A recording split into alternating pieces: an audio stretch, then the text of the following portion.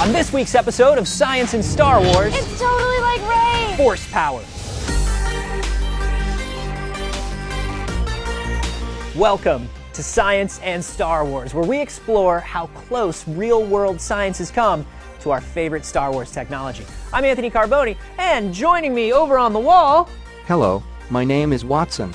We do everything together.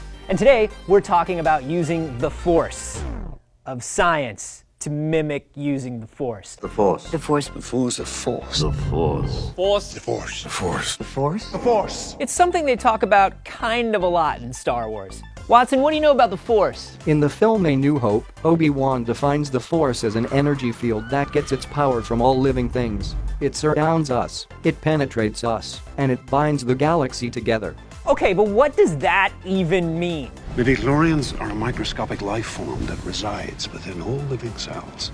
I don't understand. Despite the Force letting you shoot lightning or move objects with your mind, there's no scientific description of how the Force works in Star Wars. But there is some science getting close to giving us powers similar to the Force. EEG headsets detect electrical activity in the brain, allowing users to move connected devices like drones by thought alone. I love the remote-controlled BB-8 toy. That should not surprise you, I like Star Wars. But even I can't control one with my mind. But Josh Carr can. And that's not the only way scientists are bringing these sweet, sweet Force powers to the real world. Wearable devices are also allowing people to move objects with a movement of their hands. Of course, someone had to make that Force band do more than just control a toy. They made it control everything in their house. I can move my hand like this. Looks like the Force, the lights turn on, and people are just blown away. It's a little geeky, but it's fun. It's really one of those amazing moments where technology makes you feel like something really came to life. And don't forget supermarket doors. You know you pretended to use the Force while doing that. I think it's wonderful that we're going to be able to use these Force-like powers to enrich our everyday lives. But that's not what I want from the Force. What I want from the Force is to control people's thoughts and to lift things with my mind.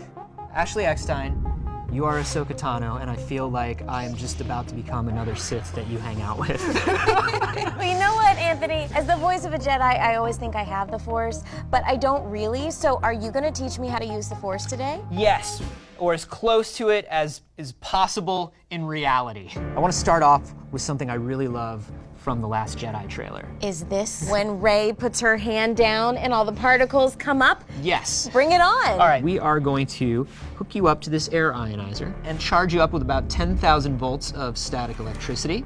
Okay, let me get into Rey. Oh my gosh! It's totally like Rey! So you've got 10,000 volts in your hand. The table has no charge. The sand wants to reach up and meet the charge in your hand. Once it gets there, it releases itself, and it's just dancing up and down. So it's kind of like a balance in the Force. Yes, that's the technical term.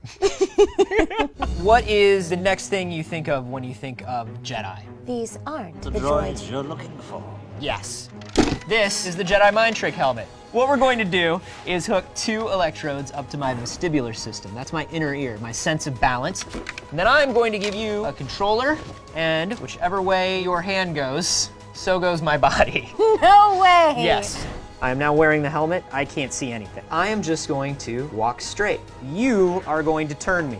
Oh, there we go. It was so weird. My body wants to balance itself against a change in the ground that I know is not happening. Oh, goodness. Okay. Okay, you're good. I'm good? Yes. Next up, my personal favorite, willing physical objects to you. Okay, so let's say you're riding around on a tauntaun, something takes you by surprise, and you wake up in a Wampa cave with a 5-pound electromagnet strapped to your hand. Ashley Eckstein, what do? You reach for your lightsaber. That's right, here we go. Okay.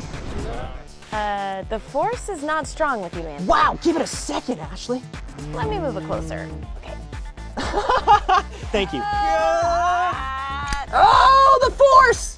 I think you could have just grabbed it faster if you didn't have this giant magnet in your hand. That is a fair assessment. Ashley Eckstein, thank you so much for coming by. Thanks for having me. And remember, if you want to try out your Jedi skills, you can go to twotruthswithwatson.com and try to Jedi Mind Trick Watson. And you can watch all of the rest of our videos at ibm.com/Star Wars.